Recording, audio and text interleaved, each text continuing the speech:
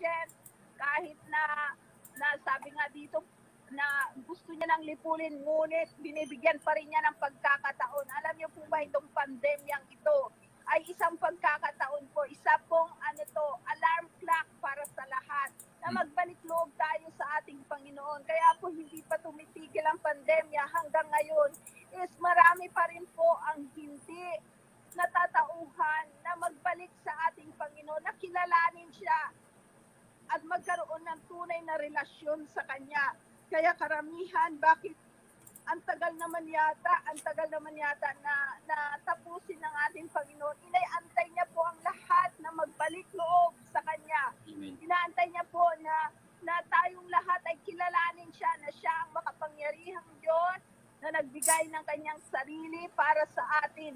Yun po yung inaantay ng ating Panginoon. Kaya kung lahat po ay nakarinig na ng salita ng Panginoon at na-acknowledge siya, alam niyo po, itong pandemyang ito ay matatahimik na at kailanman ay hindi na mamamayagpag para tayo ay takutin, dahil nagbalik loob na ang kanyang mga anak na tunay nga na siya ay kinilala bilang Diyos na buhay. Amen. Dito po sa Exodus 34:6, Brother Bong. Exodus 34:6. Okay. Buksan natin yung aklat ng Exodus.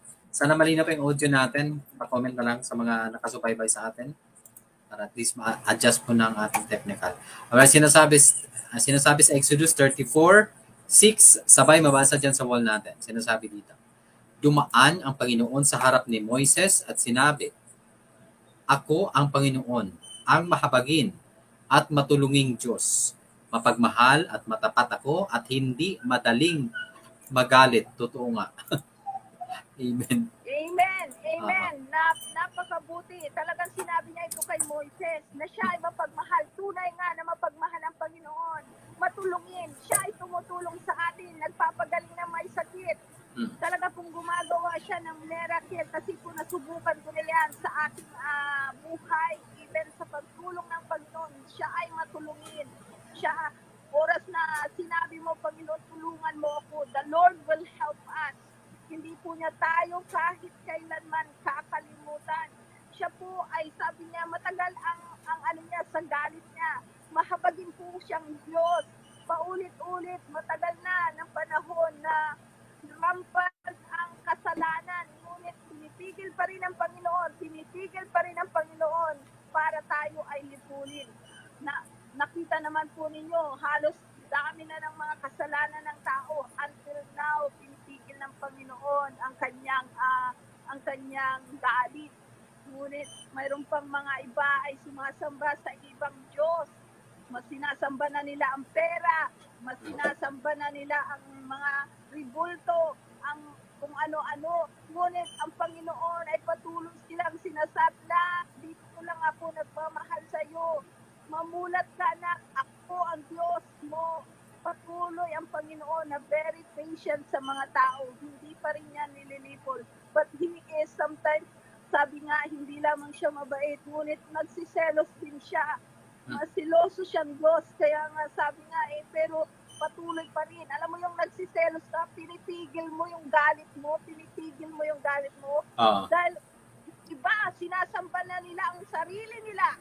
Sinasabi na nila, sila ang Diyos. Sila ang Jesus. Ngunit until now, pinagbibigyan pa rin ng Panginoon. Bakit? Dahil mahal na mahal sila ng ating Panginoon. Sabi nga siya daw ang Jesus.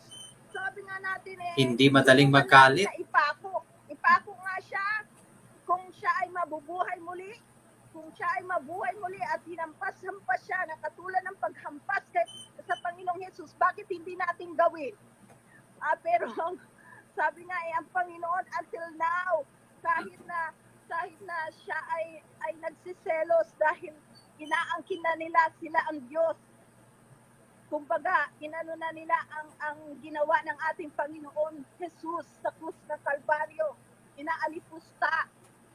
Ngunit ang Panginoon ay hindi pa rin sila nililipol, binibigyan pa rin sila ng pagkakataon because God is a gracious God. Amen. God is a loving God. So, kaya nakikita pa rin natin na binibigyan sila ng pagkakataon ang bagong Panginoon, hindi na lang ito matumbas sa sinasabi niya o mangisay sa sinasabi niya because God is a gracious God. Binibigyan pa rin sila ng pagkakataon dahil mahal na mahal sila ng Panginoon. Yun po yung napipil ko na alam mo yung nagsiselos ka na pero pinipigil mo ang galit mo. Ang Panginoon, ganun po siya. Mapagmahal po siya. Mapagmahal po siya. Kaya sabi nga natin, napakabait ng ating Panginoon. Mabait ang ating Panginoon. Mapagmahal ang Panginoon. Ulit-ulitin niyo po ito sa Exodus 34:6. Kapag nakita niyo po ito ay napakabuti ng ating Panginoon. Tunay nga, yun Mahapagin, po ang karakteristik. matulunging Diyos, mapagmahal, at matapat Mapagmahal. ako. Hindi madaling magalit. Samantalang tayo, kunting ano lang, sigaw agad. Hoy, mura agad. Gera agad to. Di ba, Sis Bricia Pakara, World War na kaagad to. World War 3 ba? O ano ng World War ang war ngayon? Lalo na sa mag-asawa. Makakita na ng text, makakita lang ng ng message dyan. Ay naku, kahit nga thumbs up lang. World War agad dyan. Ang hirap. Ang layo ng tao, no? Parang bulkang sumasama. Walang tigil. Parang yung lava. Kumbaga sa lindol pa. Kumbaga sa lindol si Emma, yung galit ma-intensity 5, magnitude 7, magnitude 10, intensity 10. Grabe. So, ang hirap, hindi no? po ganun ang Panginoon. Ang Panginoon po mapagmahal. Mapagmahal at mabait ang Panginoon. Sabi nga dito sa Exodus 34:6. Amen. Dito naman po sa Zephaniah 3. Zephaniah 3. Okay. Chapter 3, verse 5, Brother Bong. Okay, Zephaniah 3:5 tayo. Okay, sige, buksan natin. Nawala ako sa saglit lang.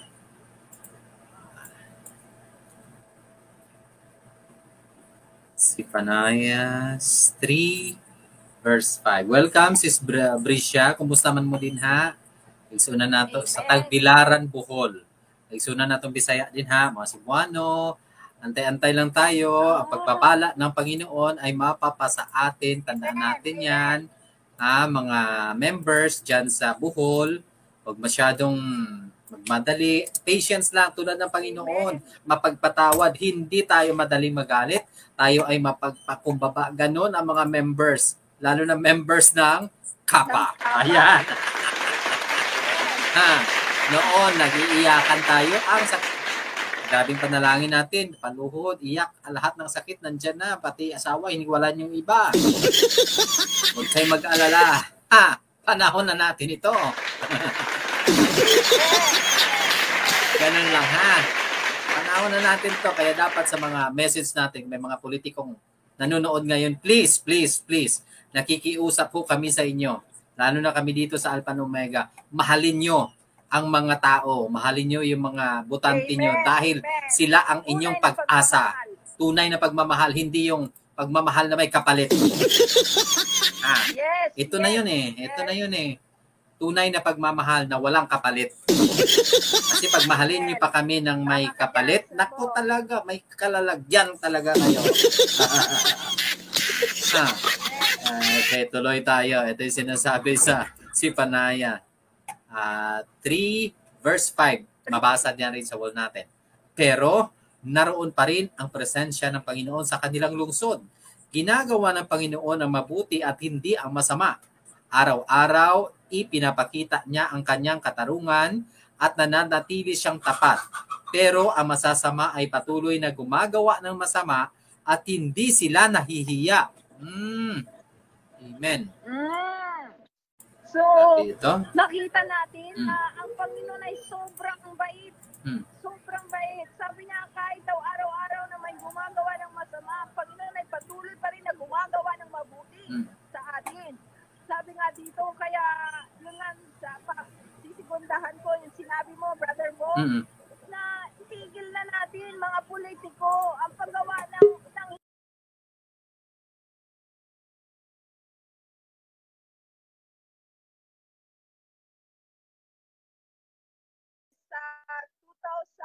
sa 22.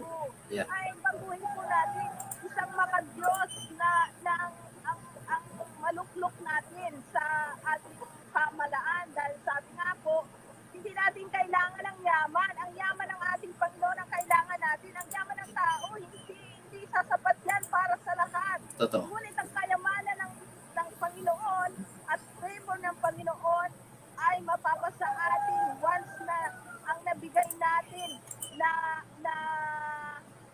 maluklok sa ating pamalaan, yung may takot sa Diyos at ilalabas niya tayo sa curse na sinasabi dahil sa makasalanan ng mga namuno, mga kasalanan ng mga hari, ay alam niyo po ba, ay pwedeng mapasama din ang bansa. Amen. Ngunit kapag tayo po ay nagluklok ng isang may takot sa Diyos, ang favor po ng ating Panginoon, nakita naman po ninyo, kahit ang may mga masusama na ginagawa, yung mga iba is patuloy pa rin gumagawa ng mabuti ang Panginoon. Paano pa kung ang pinuno natin ay may takot sa Diyos? Amen. Ito po ay mas lalo niyang mamahalin ang bansang Pilipinas. Ito po ang tanda ng pagmamahal ng ating Panginoon at lalo po niya tayong makikita. Lalo pong malilinawan ang Pilipinas at makakasumpong tayo ng favor from God. So, yun po yung inaantay natin. Kaya mula po sa mga presidente hanggang sa senador, ay tingnan po nating mabuti. Yung pong nagmamahal sa tunay na Diyos. Dahil tayo po ay mailalapit ng taong ito sa ating Panginoon. At great favor po ang mangyayari sa Pilipinas. Amen. Hindi ko po ninanasa ang yaman ng tao. Ang ninanasa ko po ang yaman sa ating Panginoon dahil yun po ay forever. Kung tayo pong mailalapit ng ating mga namumuno sa bansang Pilipinas, sa ating Panginoon, mas greater po ang favor natin. Sabi po dito, walang tigil na gumagawa ng mabuti ang Panginoon. Mas lalo na kung nakita niya na tayong lahat ay nagpapakumbaba sa kanyang harapan. At ito nga po ay masisimula nito lamang kung mayroon po tayo na leader na marunong kumanaw sa ating Panginoong Jesus. Meron po tayong leader na basbas ng banal na dugo ng ating Panginoon, basbas ng banal na spirito ng ating Panginoon. Tayo po ay magkakaroon ng great favor sa Pilipinas. Amen? Amen. Sige po, dumako pa rin po tayo sa Psalms 119 to 57. Dito po tayo. Ito po ang last verse natin. Okay. Sa Salmo. week na to, sa end of the week. Uh-huh. Ay muni-munihin natin ang pagmamahal ng ating Panginoon. Sa Psalms 119, 57 po. Okay, 119, 57 ng Salmo. Okay. Ito yung sinasabi sa 57. Mabasa nyo na rin sa wall natin dyan, mga viewers natin, kapamilya. Ito sinasabi. Kayo ang Panginoon, ang tangi kong kailangan. Ako'y nangangakong susundin ang inyong mga salita. Amen. Amen and amen. Tayo pong lahat ay mangako sa ating Panginoon na siya po ang susundin natin at mamahalin. Kung gaano ang pagmamahal po niya sa atin, nawa, yan din po yung maging panalangin natin sa Psalms 119:57 na siya po ay ating susundin at mamahalin at dadakilain sa ating buhay. Kasi po ang pagtanggap sa ating Panginoon na bilang Panginoon natin is a two-way relationship. Sinabi nga, hindi pwede yung Panginoon lang ang laging nagmamahal. Ang Panginoon lang ang nagsabi I love you, di ba po kapag sinabihan tayo ng I love you, di ba sinasabihan din natin I love you? I love you too. Parang ganun din po. God bless. God bless you too. Pwede po ba yung Hi, hello. I love you yung asawa mo Yeah. Hindi ka I love you? Is that a relationship? Sa palagay mo, mamahalin ka ng asawa mo ng tutututi? Kung sabi ka ng I love you, tapos hindi man lang makapagsabi sa'yo at makapag-promise sa asawa mo na siya lang ang mamahalin mo at siya lang ang iyong titignan at wala ng iba. Di ba po ba? So it's a two-way relationship po ang hinihingi sa atin ng Panginoon. Hindi lamang ang Panginoon ang sabi ng I love you. Nawa ang itong end of the week ay masabihan natin at mapangakuan natin ng Panginoon. At Panginoon, ikaw na po ang susundin ko. Panginoon, ikaw na po ang nasa puso ko. Panginoon, mahal din kita, Panginoon. Amen. Ang pagmamahal mo ay ialay mo sa ating Panginoon. Yun po ang nasahin ng ating Panginoon. At makikita nyo po ang pagbabago sa buhay ninyo. Ang Amen. pagbabago sa sitwasyon ng buhay ninyo. Magkakaroon po kayo ng kapayapaan, magkakaroon po kayo ng maayos sa bahay dahil ang iniisip niyo yung pagmamahal niyo kay Kristo. Kung mahal niyo po si Kristo, ay kaya niyo ding magmahal ng hindi kamahal-mahal. Ibig sabihin, yung puso ninyo, kapag sinabi niyo I love you sa Panginoon, maaalala mo yun. Sinabi ko sa Panginoon, mahal ko ang Panginoon. Bakit itong taong to? Hindi ba't mahal din ito ng Panginoon?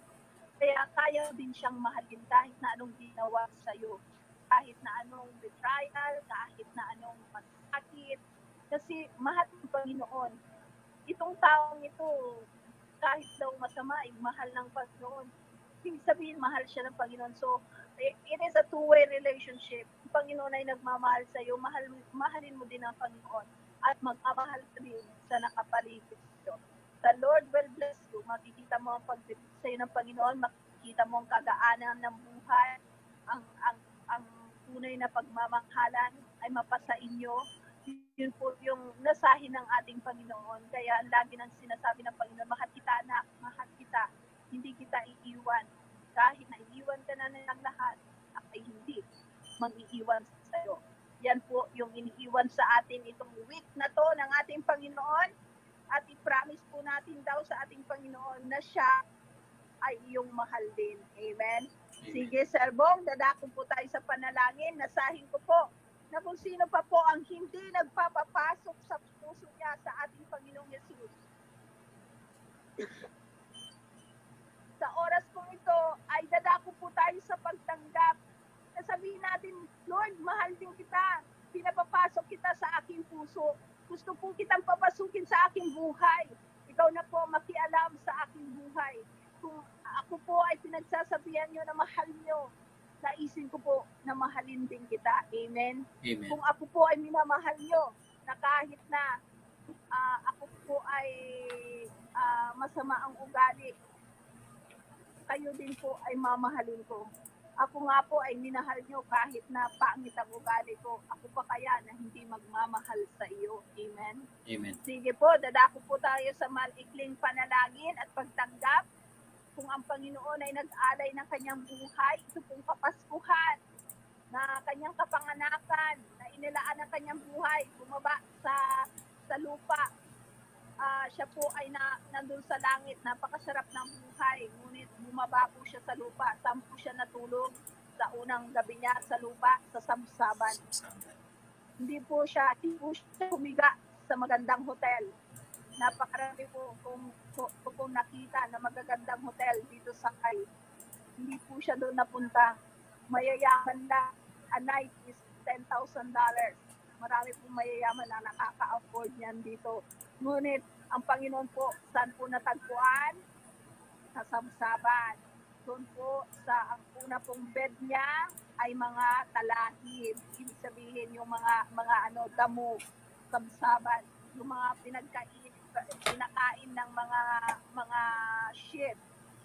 At doon po sa samsaban na yon is, alam nyo po, hindi mabango doon. Kasi yun po ay yung andun yung mga tae ng mga sheep, it's a barn. Kumbaga, hindi po yun mabangong tanawin. Ngunit doon po, napakababa po ng loob ng ating Panginoon. Hindi po, galing po siya sa langit. Ngunit, naramdaman niya po yung hirap, naramdam niya po kung paano maging mahirap. Ramdam niya po. Niramdaman niya po lahat nun para kaya niya tayong iahon doon sa mga ganung bagay. Kaya nasain ng Panginoon po na isama tayo doon sa kanyang ubasan, doon po sa kanyang kalangitan, Doon po sa ang tatapakan natin gold. Yung pong bahay natin, mansyon. Yun po, gusto niya po tayong isama doon. Ito po ang paraan para maisama niya tayo, is tanggapin natin ang ating Panginoong Jesus. Dahil siya lamang po ang binigay sa silong ng langit. Sinabi po sa Biblia, John 14:6 pa, Brother Bong, siya po ay, yan lang po sa silong ng langit ang binigay para po tayo ay magkaroon ng buhay na walang hanggan. Sabi po sa John 3:16, for God so loved the world that He gave His only begotten Son, that whosoever believed in Him should not perish but have everlasting life. Yun po yung ino-offer sa atin ng Panginoon, anak. Ino-offer ko sa iyo ito, an everlasting life. Kaya mga kapatid, sa oras na ito, isa lamang po ang tanong ng ating Panginoon. Gusto mo bang sumama sa akin, anak? Doon sa wala ng luha, doon sa wala ng hirap, doon sa mansyon na i-prepare ko sa iyo. Ako ang iyong Panginoon na nagmamahal sa iyo, sabi ng Panginoon. Tinubos kita sa aking mga dugo. Ikaw ay isa kong anak, kung ako ay iyong tatanggapin.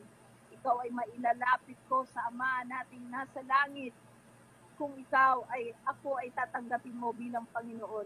Kaya sa oras kong ito, tayo po ay yumko at sumabay po sa maikling panalangin sa pagtanggap para po tayong lahat ay magkaroon ng buhay na walang hanggan na ino-offer ng ating Panginoon. Amen. Amen. Hallelujah. Sige po, ipikit po ng ating mga mata at kung sino pa po ang hindi formal na nagtanggap sa ating Panginoong Jesus, this is your time. Amen. Huwag na po bukas. Baka tayo ay mahuli. Baka mamayang gabi, kunin na pala lahat ng mga tumanggap sa ating Panginoon. Rapture na. Hindi pa natin natanggap ang ating Panginoon. Huwag na po nating ipagpabukas. Ngayon na. This is your time. Natanggapin ang ating Panginoong Jesus para hindi tayo mahuli sa biyahe. Amen. Amen. Hallelujah, Lord God. Lord, maraming salamat po, Panginoon, sa araw na to. Kaya mo, Panginoon, na idudulog po, Panginoon, ng mga kapatid ko, Panginoon, na hindi pa nakakatanggap sa iyo formally. Kaya mo sa panalangin ito, Panginoon, mapagpala ka at ikaw ang aming Panginoon na itataas, Panginoon. Kagaya, Panginoon, na nasa iyong mga salita, Panginoon, na mahal mo kami, Panginoon. Hayaan naming masagot namin ito, Panginoon, sa end of the week na ito, na mahal ka din namin, na maipangako namin sa sarili namin na ikaw lamang ang mamahalin at susundin, Panginoon. Kagaya ng pagmamahal mo sa amin, na kahit na ilang beses kaming tumatakbo palayo sa iyo, Panginoon, ay patuloy mo kaming hinahabol, Panginoon. Sa oras na to, Panginoon, kung sino man sa amin, Panginoon, na nawawala sa landas, Panginoon, hayaan mo, Panginoon, na masabi namin, Panginoon, sa iyo na, Lord, here I am, take me. Panginoon, hayaan mo, Panginoon, ng mga kapatid kong ito, Panginoon, na patuloy, Panginoon, na lumalayo sa iyo, Panginoon, ay sa oras na ito ay mailalapit sila, Panginoon, sa iyo, O God.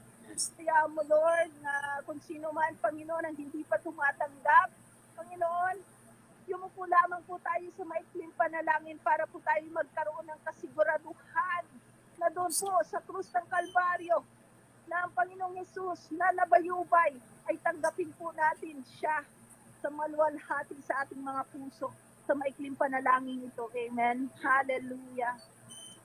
Panginoon naming nasa langit. Panginoon namin nasa langit. Ako po ay isang makasalanan.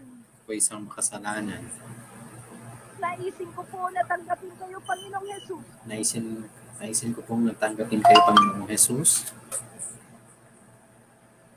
Kayo na po ang manguna sa buhay ko. Kayo na po ang manguna sa buhay ko. Patawad, Panginoon. Patawad, Panginoon, sa aking mga kasalanan. sa aking mga kasalanan. At sa mga nagkasala sa aking Panginoon. At sa mga nagkasala sa akin, Panginoon. Pinapatawad ko na silang lahat. Pinapatawad ko na silang lahat. Sa Sa oras na ito, Panginoong Jesus, Sa oras nito, Panginoong Jesus, tinatanggap kita tinatanggap kita bilang Panginoon ko at tagapagligtas. bilang Panginoon ko at tagapagligtas. Ikaw na po ang maghari sa buhay ko. Ikaw na po ang maghari sa buhay ko Magmula sa ngayon magmula sa ngayon hanggang kailanman. hanggang kailanman. Isulat mo, Panginoon, Isulat mo, Panginoon, sa aklat ng buhay sa aklat ng buhay ang aking pangalan. ang aking pangalan. Dito po ang aking samot na langit Ito po ang aking samot dalangin sa tanging pangalan ng Panginoong Jesus. sa tanging pangalan ng Panginoong Jesus. Amen and amen. Amen at amen. I congratulate you, brother and Yes, sister. Lord. Ang ating Panginoon. Amen. Hallelujah. Ako po ay mananalangin. Lord, salamat po, Panginoon, sa lahat ng viewers.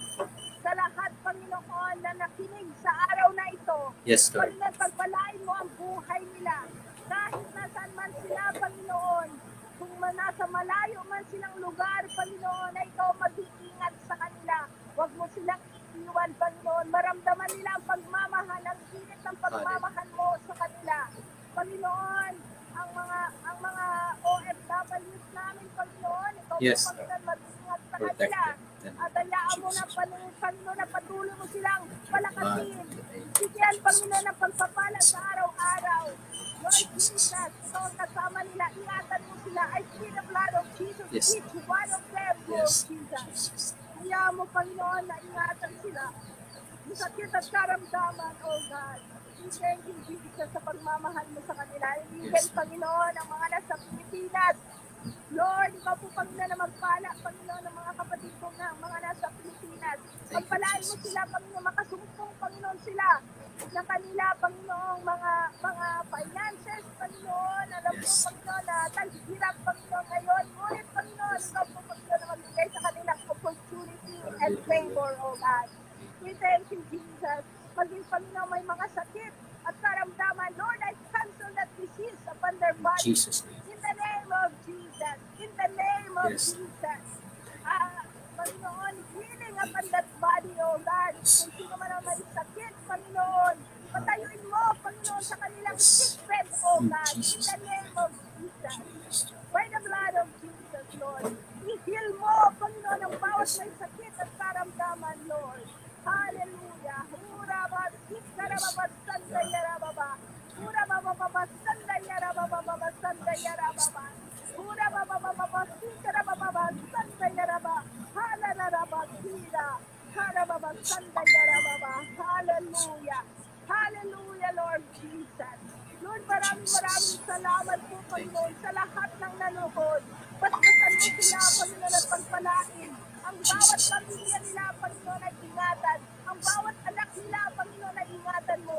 Ang kanilang mga asawa, Panginoon, ay pagpalain mo, Panginoon. Yes, At Lord. minsan, Panginoon, ang mga nanay na narito, Panginoon, Lord, may special ka, Panginoon, para sa mga Thank you, nanay, oh Jesus. God. Lord, pagpalain mo po ang mga nanay, oh Diyos. Yes, Lord, we Lord. thank you, God. We thank you, Jesus. Salamat po, Panginoon. Itong end of the week na ito, mumuni-munihin namin ang pagmamahal mo sa amin, Panginoon. Ang iyong Yes. pagmamahal, Panginoon, na lubos-lubos, oh God. We thank you, Jesus. We thank you, God, sa iyong pagmamahal. Lord, salamat po sa lahat na nanood. Salamat po sa lahat ng viewers namin. At patuloy mo silang pagpalain, oh God. Yes. To you all the glory and honor and praises in Jesus' mighty Jesus. name. Amen. Amen. Amen. Amen. Amen.